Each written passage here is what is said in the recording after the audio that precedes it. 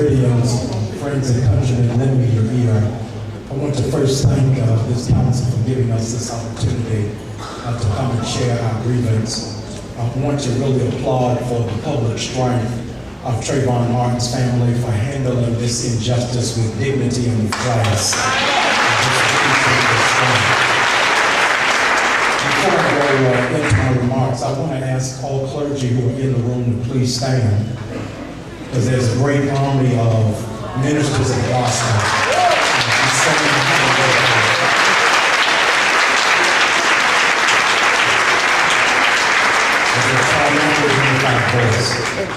You may be seated. Charles Dickens, in his classic work, The Tale of Two Cities, opens it up with probably the most recognized line in all of English literature. It was the best of times and it was the worst of times. And in this moment for us, it is probably the best and the worst of times. Reverend Sharpton and Reverend Jackson have been working arduously in supporting our president in his effort in his endeavor to make sure that every American have affordable health care. Tomorrow, while it is that many of us are leaving out of Sanford, Florida, 46 million people across this nation will be uncovered. Will be argued in front of the Supreme Court by two of our Congress ladies are here. Will be argued in front of the Supreme Court as to whether or not health care is constitutional and whether it should be available to every person. We've assembled from across this nation, from Washington, D.C., Chicago, Detroit, Baltimore, Atlanta, Los Angeles, because we realize that there is a health care crisis, not the one in which President Obama is fighting for. But we're here because the health care crisis, ladies and gentlemen, is that the justice system in Florida is sick.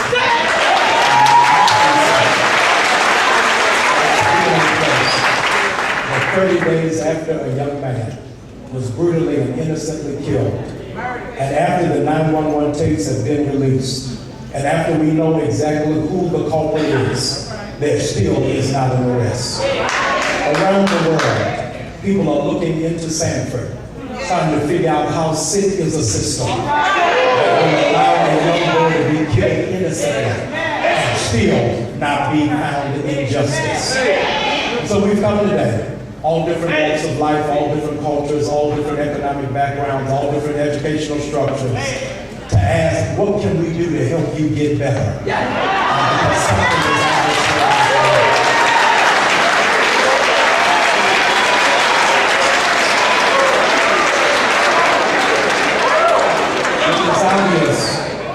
It is obvious from an outside perspective that the Justice Department of Florida really doesn't realize how sick they are. We come here on planes and on trains and in church buses, on airplanes, to try to lend some health instruction as to what it is that you may be dealing with. It is obvious over the last 30 days that the Justice Department and the Sheriff's Department of Sanford has come down with an acute case of Zydeco. The balance is off in the justice system. When today, while it is that we're speaking, that there are 635,000 black men behind bars. That we are only 12% of the U.S. population, but 56% of the prison population. There is, in fact, an imbalance. Because the reality is that all of us realize that if Mr. Zimmerman happened to have a darkened hue of melanin, we would not be waiting for any further investigation.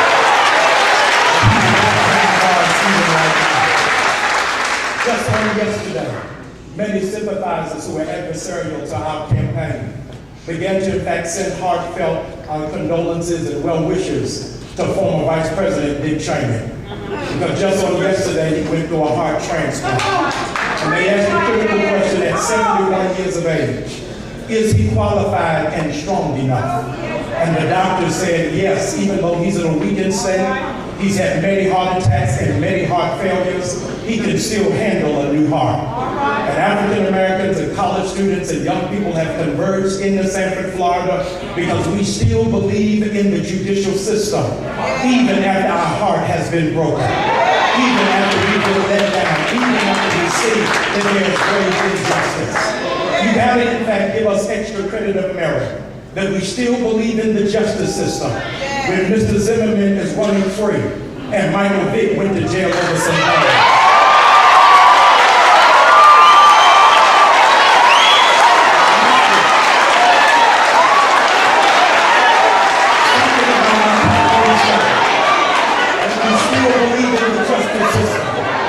Mr. Zimmerman is running free, and some random unnamed woman will throw flour on Kim Kardashian and go straight to jail. And we were able to stand in this place and still put our right hand over our chest and declare out loud that we pledge allegiance to a flag that has forgotten that it was on the backs of African Americans.